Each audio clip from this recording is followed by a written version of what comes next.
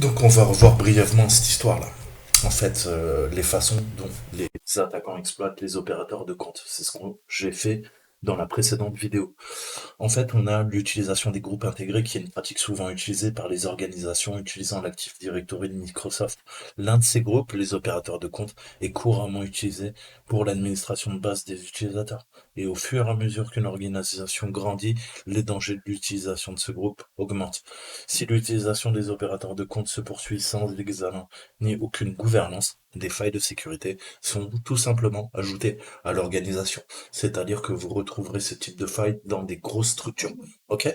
On se dit toujours c'est des grosses boîtes qui sont sécurisées, c'est totalement faux en fait. Je vous ai dit, en sécurité informatique, plus vous êtes de taille, plus vous prenez de la taille, du volume, plus il y a des chances, des failles inhérentes au système. Plus un système est simple, plus il est sécurisé. Plus un système est complexe et colossal, plus il va y avoir des failles. Ok? C'est le principe. On dit toujours le colosse au pied d'argile. Ok? Eh ben, c'est la même métaphore. Donc, à la fin des analyses, on va voir que dans l'Active Directory, souvent, les entreprises utilisent ces opérateurs de compte comme des moyens faciles de déléguer la gestion des utilisateurs et des groupes. C'est exactement, je vous fais l'analogie, l'utilisation de sudo et de l'abus de sudo, ok, pour des utilisateurs Linux, pour leur donner les droits. Mais ouais, mais le problème, c'est qu'on peut abuser de sudo, ok? Donc, ce qui était à la base une bonne idée devient une faille intrinsèque dans votre système d'information, dans votre système informatique. Et là, ça commence à craindre. Donc, lorsqu'il est nécessaire naturellement qu'une personne non technique gère des groupes, la personne est souvent ajoutée à ce groupe. Une fois ajouté au groupe, il a alors accès à la gestion des utilisateurs et des groupes sur l'ensemble du domaine. Ok? C'est très souvent ce que j'ai vu, à part dans l'armée, c'est très souvent ce que j'ai vu, comment dire, dans les boîtes, en fait, hein, du secteur privé. Ok? Elles se rendent pas compte des implications, en fait. Mais, eh ben si, ça a de réelles implications. Donc, quelques scénarios dans lesquels des attaquants exploitent des autorisations une fois qu'ils ont pris le contrôle d'un compte membre, eh ben, on va, grâce à ces opérateurs de compte, ok, disposer d'autorisations étendues sur l'ensemble du domaine. Et là, ça craint, on parle d'un contrôleur de domaine. Le groupe a tous les droits décrits, euh, donc, pareil, je vous redirige vers cet article, allez le voir. Je vous le mettrai en description. Et on va voir un peu, parcourir les autorisations répertoriées par l'auteur de l'article et voir un petit peu ce qu'on peut en faire. Donc, bien sûr, on va pouvoir monter des points ou des shares, hein, pouvoir y accéder, passer d'un répertoire à un autre, voir qui contrôle le groupe, ok?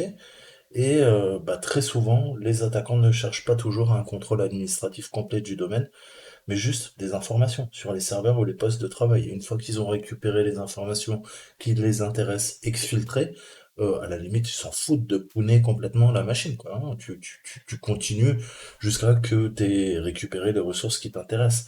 Une fois que t'as, enfin, quand tu fais de l'espionnage industriel ou du piratage industriel, mais une fois après, tu t'en fous, hein. C'est pas un capture de flag, hein. Tu vois, si tu peux accéder à des fichiers sans être root, bah voilà, tant mieux. T'exfiltres les fichiers, tu te casses, illico, presto. Donc qu'est-ce qu'on peut faire? Eh ben, scénario 1, on va faire une escalade de privilèges pour modifier les mots de passe utilisateurs. C'est exactement la technique que j'ai utilisée là dans la précédente vidéo. Avec Buzz, ok, avec un accès WinRM, j'ai fait un net user comment dire, Britannic CR, j'ai mis un mot de passe à la con, j'ai fait un slash domaine, ok? C'est-à-dire que j'ai réinitialisé son mot de passe sur le domaine. Ça m'a permis d'accéder à son SMB, à son cher Samba, même si son accès WinRM était bloqué. Ok, on avait un code d'erreur 1. Eh ben, ça m'a permis de terminer ma cyberattaque. Ok, donc on peut vider les ACL, les listes de contrôle d'accès et autorisation d'un ordinateur sur le domaine. Ok, les ACL dump comme on dit. Trouver un poste de travail ou un serveur à cibler pour une attaque. Modifier le mot de passe d'un utilisateur ayant accès à l'ordinateur ciblé. On peut utiliser le Remote Desktop Protocol, le RDP, hein, sur l'ordinateur, avec le nouveau compromis. On peut vider les informations d'identification sur l'ordinateur et continuer le mouvement latéral. C'est exactement ce que j'ai fait dans cette troisième vidéo du CTF Run. Donc ensuite, bah, auto-escalade des privilèges, qu'est-ce qu'on peut faire? On peut rechercher l'ordinateur à cibler, rechercher le groupe d'administration qui peut administrer l'ordinateur, Ajoutez-vous au groupe d'administrateurs identifiés, c'est exactement ce qu'on a fait également. Le compte dispose désormais d'un accès administrateur à RDP ou SMB, etc. Bref, fonction d'administration par un hacker, très mauvaise idée. Scénario 3, qu'est-ce qu'on pourrait faire? Eh ben, on peut également changer le propriétaire sur un groupe, ok? J'ai créé mon propre utilisateur Toto le hacker, je lui ai donné un mot de passe à la con, ok?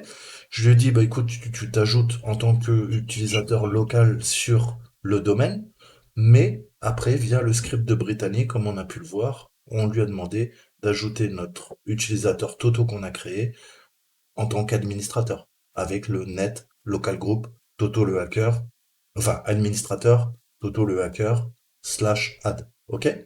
Donc, rappelez-vous, NetUser créer ou modifier un mot de passe en local, net local group plus le nom du groupe pour ajouter un utilisateur à un groupe. Ok. Donc, pareil, hein, exemple, hein, l'attaquant trouve un groupe cible, l'attaquant modifie la sécurité du groupe afin que son compte soit le propriétaire, l'attaquant s'assoit et attend. C'était le cas dans notre script. Lorsque le moment opportun arrive, samedi à 2h45, l'attaquant augmente les privilèges sur son compte en ajoutant son compte au groupe. L'attaquant obtient des informations qu'il souhaite, l'attaquant supprime son compte du groupe, l'attaquant s'assoit à nouveau et attend de rester caché. Enfin, il reste caché, quoi. Donc, et puis, il peut surtout faire de la post-exploitation, exfiltrer les données et effacer ses traces, et même installer une porte dérobée, ok? Pour pouvoir se reconnecter. Donc, les chemins moins connus. On peut faire ce qu'on appelle une exploitation lapse et profiter de la propriété de tous les ordinateurs.